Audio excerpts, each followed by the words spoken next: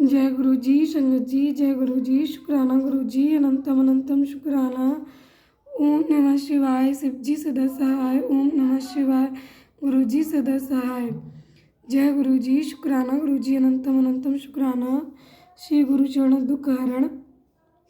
संगत जी, आज का हमारा पाठ प्रारंभ होने जा रहा है। आप सभी ज्योत के दर्शन कीजिए। गुरुपा ज्योत में आके विराजमान हो गए हैं।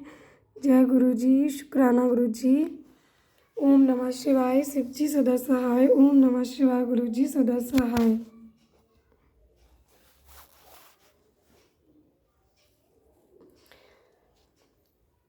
ओम नमः शिवाय, शिव जी सदा सहाय। ओम नमः शिवाय, गुरु जी सदा सहाय। चंचला की प्रार्थना से ब्राह्मण का उसे पूरा शिव पुराण सुनाना और समयानुसार शरीर छोड़कर शिवलोक में जा चंचला का पार्वती जी की सखी एवं सुखी होना। जय गुरु जी, शुक्राना गुरु जी। ओम नमः शिवाय। ब्राह्मण बोले, नारी, सौभाग्य की बात है कि भगवान शंकर की कृपा से शिव पुराण की इस वैराग्य युक्त कथा को सुनकर तुम्हें समय परिचित हो गया है। ब्राह्मण पत्नी, तुम डरो मत, भगवान शिव की शरण में जाओ। शिव की कृपा से सारा पाप तत्काल नष्ट हो जाता है। मैं तुमसे भगवान शिव की कीर्ति कथा से युक्त उस परम वस्तु का वर्णन करूँगा जिससे तुम्हें सदा सुख देने वाली उत्तम गति प्राप्त होगी। शिव की उत्तम कथा सुनने से ही तुम्हारी बुद्धि इस तरह पश्चाताप से युक्त एवं शुद्ध हो गई है, साथ ही तुम्हारे मन में विषयों के प्रति वैराग्य हो गया है। पश्चाताप ही पाप करने वाले पापियों के लिए सबसे बड़ा प्रायश्चित है। सत्पुरुषों ने सबके लिए पश्चाताप को ही समस्त पापों का शोधक बताया है। पश्चाताप से ही पापों की शुद्धि होती है। जो पश्चाताप करता है वही वास्तव में पापों का प्रायश्चित करता है, क्योंकि सत्पुरुषों ने समस्त पापों की शुद्धि के लिए जैसे प्रायश्चित का उपदेश किया है वह सब पश्चाताप से संपन्न हो जाता है। जो पुरुष विधि पूर्वक प्रायश्चित करके निर्भय हो जाता है पर अपने कुकर्म के लिए पश्चाताप नहीं करता, उसे प्रायः उत्तम गति नहीं प्राप्त होती, परंतु जिसे अपने कुकृत्य पर हार्दिक पश्चाताप होता है वो अवश्य उत्तम गति का भागी होता है, इसमें संशय नहीं है। इस शिव पुराण की कथा सुनने से जैसी चित्त शुद्धि होती है वैसी दूसरे उपायों से नहीं होती। जैसे दर्पण साफ करने पर निर्मल हो जाता है, उसी प्रकार शिव पुराण की कथा से चित्त अत्यंत शुद्ध हो जाता है, इसमें संशय नहीं है। मनुष्य के शुद्ध चित्त में जगदम्बा पार्वती सहित भगवान शिव विराजमान रहते हैं। इससे वह विशुद्ध आत्मा पुरुष श्री श्याम सदाशिव के पद को प्राप्त होता है। इस उत्तम कथा का श्रवण समस्त मनुष्यों के लिए कल्याण का बीज है। अतः यथोचित पश्चातापा पाप कृता पापाना निष्कृति परा सर्वेषां वर्णिता सद्धि सर्व पाप विशोधनम।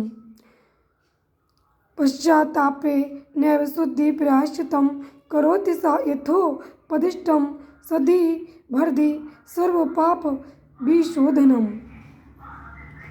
शास्त्रोक्त मार्ग से इसकी आराधना अथवा सेवा करनी चाहिए। ये भवबंधन रूपी रोग का नाश करने वाली है। भगवान शिव की कथा को सुनकर फिर अपने हृदय में उसका मनन एवं निधि ध्यान करना चाहिए। इससे पूर्णतया चित्त शुद्धि हो जाती है। चित्त शुद्धि होने से महेश्वर की भक्ति अपने दोनों पुत्रों ज्ञान और वैराग्य के साथ निश्चय ही प्रकट होती है। तत्पश्चात महेश्वर के अनुग्रह से दिव्य मुक्ति प्राप्त होती है, इसमें संशय नहीं है। जो मुक्ति से वंचित है उसे पशु समझना चाहिए, क्योंकि उसका चित्त माया के बंधन में आसक्त है। वह निश्चय ही संसार बंधन से मुक्त हो जाता है। ब्राह्मण पत्नी, इसलिए तुम विषयों से मन को हटा लो और भक्ति भाव से भगवान शंकर की इस परम पावन कथा को सुनो। परमात्मा शंकर की इस कथा को सुनने से तुम्हारे चित्त की शुद्धि होगी और इससे तुम्हें मोक्ष की प्राप्ति हो जाएगी। जो निर्मल चित्त से भगवान शिव के चरणार बिंदों का चिंतन करता है उसकी एक ही जन्म में मुक्ति हो जाती है। ये मैं तुमसे सत्य सत्य कहता हूँ। सूत जी कहते हैं, सौनक, इतना कहकर भी श्रेष्ठ श्री भक्त ब्राह्मण चुप हो गए। उनका हृदय करुणा से आर्द्र हो गया। था। विशुद्ध चित्त महात्मा भगवान शिव के ध्यान में मग्न हो गए। तदंतर बिंदु की पत्नी चंचला मन ही मन प्रसन्न हो उठी। ब्राह्मण का उपदेश सुनकर उसके नेत्रों में आनंद के आंसू छलक आए थे। वह ब्राह्मण पत्नी चंचला हर्ष भरे हृदय से उन श्रेष्ठ ब्राह्मण के दोनों चरणों में गिर पड़ी और हाथ जोड़कर बोली, मैं कृतार्थ हो गई। तत्पश्चात वैराग्य युक्त उत्तम बुद्धि वाली वो स्त्री जो अपने पापों के कारण आतंकित थी, उन महान शिव भक्त ब्राह्मण से हाथ जोड़कर गदगद वाणी में बोली। चंचला ने कहा, ब्राह्मण शिव भक्तों में श्रेष्ठ स्वामिन, आप धन्य हैं, परमार्थदर्शी हैं और सदा परोपकार में लगे रहते हैं, इसलिए श्रेष्ठ साधु पुरुषों में प्रशंसा के योग्य हैं। साधो, मैं नरक के समुद्र में गिर रही हूँ, आप मेरा उद्धार कीजिए, उद्धार कीजिए। पौराणिक अर्थ तत्व से संपन्न जिस सुंदर से पुराण की कथा को सुनकर मेरे मन में संपूर्ण विषयों से वैराग्य उत्पन्न हो गया, उसी इस पुराण को सुनने के लिए इस मेरे मन में बड़ी श्रद्धा हो रही है। सूत जी कहते हैं, ऐसा कहकर हाथ जोड़ उनका अनुग्रह पाकर चंचला उस पुराण की कथा को सुनने की इच्छा मन में लिए उन ब्राह्मण देवता की सेवा में तत्पर हो वहाँ रहने लगी। तदंतर शिव भक्तों में श्रेष्ठ और शुद्ध बुद्धि वाले उन ब्राह्मण देव ने उसी स्थान पर उस स्त्री को शिव पुराण की उत्तम कथा सुनाई। इस प्रकार उस गोकर्ण नामक महाक्षेत्र में उन्हीं श्रेष्ठ ब्राह्मण से उसने शिव पुराण की वो परम उत्तम कथा सुनी, जो भक्ति, ज्ञान और वैराग्य को बढ़ाने वाली तथा मुक्ति देने वाली है। उस परम उत्तम कथा को सुनकर वो ब्राह्मण पत्नी अत्यंत कृतार्थ हो गई। उसका चित्त शीघ्र ही शुद्ध हो गया। फिर भगवान शिव के अनुग्रह से उसके हृदय में शिव के सगुण रूप का चिंतन होने लगा। इस प्रकार उसने भगवान शिव में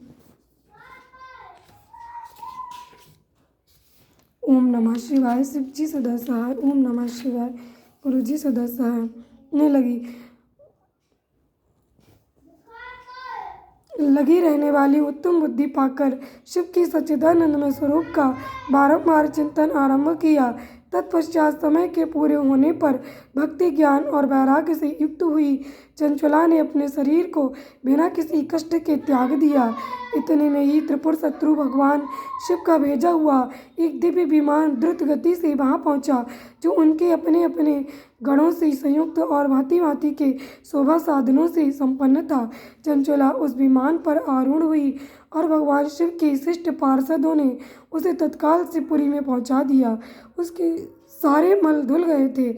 वो दिव्य रूप धारिणी दिव्यांगना हो गई थी। उसके दिव्य अवयव उसकी शोभा बढ़ाते थे। मस्तक पर अर्धचंद्र का मुकुट धारण किए वो गौरांगी देवी शोभाशाली दिव्य आभूषणों से विभूषित थी। शिवपुरी में पहुंचकर उसने सनातन देवता त्रिनेत्रधारी भगवान महादेव जी को देखा। सभी मुख्य देवता उनकी सेवा में खड़े थे।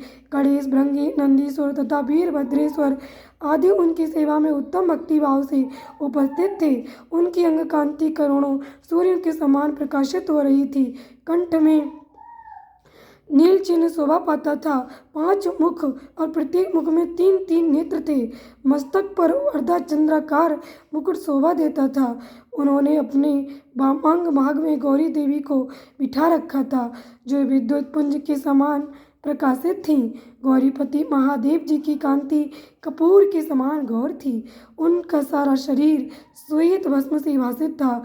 शरीर पर श्वेत वस्त्र शोभा पा रहे थे। इस प्रकार परम उज्ज्वल भगवान शंकर का दर्शन करके वो ब्राह्मण पत्नी चंचला बहुत प्रसन्न हुई। अत्यंत प्रीतियुक्त होकर उसने बड़ी उतावली के साथ भगवान को बारंबार प्रणाम किया। फिर हाथ जोड़कर वो बड़ी प्रेम, आनंद और संतोष से युक्त विनीत भाव से खड़ी हो गई। उसके नेत्रों में आनंद अश्रुओं की अविरल धारा बहने लगी तथा संपूर्ण शरीर में रोमांच हो गया। उस समय वो भगवती पार्वती और भगवान शंकर ने उसे बड़ी करुणा के साथ अपने पास बुलाया और सौम्य दृष्टि से उसकी ओर देखा। पार्वती जी ने तो दिव्य रूप धारणी बिंदुक प्रिया चंचला को प्रेम पूर्वक अपनी सखी बना लिया। वो उस परमानंद ज्योति स्वरूप सनातन धाम में अविचल निवास पाकर दिव्य शौक से संपन्न हो अक्षय सुख का अनुभव करने लगी। जय गुरु जी, शुक्राना गुरु जी। ओम नमः शिवाय। शिव जी सदा सहाय। ओम नमः शिवाय। गुरु जी सदा सहाय। आज का अध्याय हमारा यहीं पर संपूर्ण हुआ। आप सभी को गुरु जी की अनंतम ब्लेसिंग्स, अनंतम कृपा मिलती रहे। आप सभी पर गुरु जी के दोनों हाथ का आशीर्वाद सदैव सदैव बना रहे। जय गुरु जी, शुक्राना गुरु जी। गुरुपाद जैसे ही शिव पुराण का पाठ प्रारंभ होता है, साक्षात विराजमान हो जाते हैं ज्योत में। आप सभी देख सकते हैं। जय गुरु जी, शुक्राना गुरु जी। ज्योत के दर्शन करें और गुरुपा की अनंतम ब्लेसिंग्स को पाएं। जय गुरु जी।